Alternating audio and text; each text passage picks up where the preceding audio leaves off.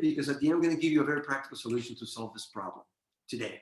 All right, so the answer is to learn to balance your pH in your body. pH level. pH level, I'm sorry.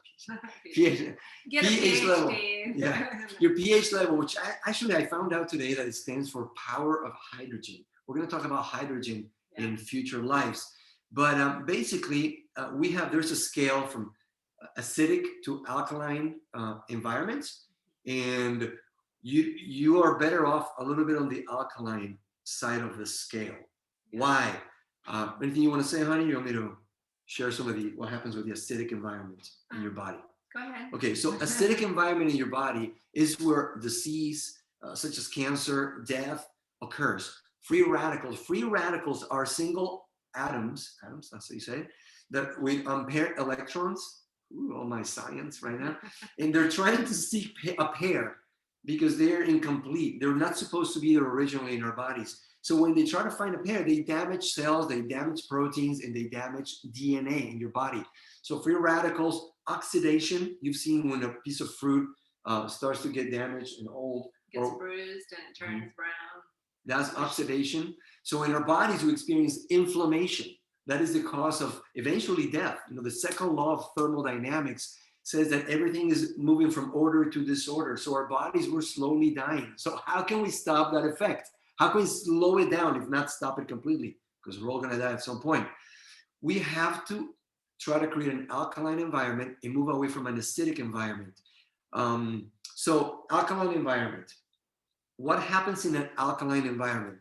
Number one, disease can't live there. You digest everything better. So the process to your digestive system is we eat food, right? You ingest it, then you digest it, you appropriate it, your body tries to use it, and then you have to eliminate what you don't need. If your body is not working properly, that's how you're going to get poisoned as well, because your body doesn't know what to do with it, and that is the source of many forms of cancer. So digestion, organs like kidneys, the kidney, your liver, kidney stones, you're going to get rid of those and you're going to strengthen those organs because everything is going to be functioning better. Increases energy, increases bone formation, and decreases loss of bone, increases growth hormone in muscle mass, stabilizes and promotes good blood pressure, connective tissue, your tendons, your ligaments, how do you say this? Collagen? Collagen, which is your skin. Our skin is our largest organ in our body. 7 to 10 pounds you're carrying around all the time. So another way to have healthy skin is to have this alkaline environment in your body, reduces inflammation, produces happy hormones, which, we all need more of. Yeah, endorphins, etc. And then last one, I just heard today on a YouTube video that German study, it increases brain energy. All right, so how do we get this alkaline environment? I was remembering that our kids just finished their first science fair project, Jaden and Lucas, they're 12 and 13, so they had to do a science fair project. And I saw one, we were researching like, what can we do? And I saw one on alkaline water, and I was very curious, so they didn't want to do it. I thought it was a great one. They didn't choose that one. So I was just looking and doing my own little investigation, but someone did. They bought all these different waters, just normal cheap water bottles, bottled water, and all the way to the most expensive alkaline water. And then they actually did the pH test with the pH strips to see if you were getting your money's worth, if it was actually alkaline water.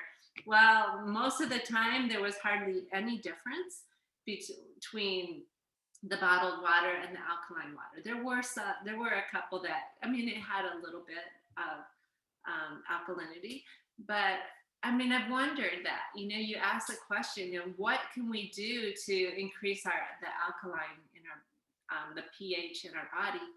And I think alkaline water could be a good thing, because definitely tap water and other waters they tested were definitely more acidic.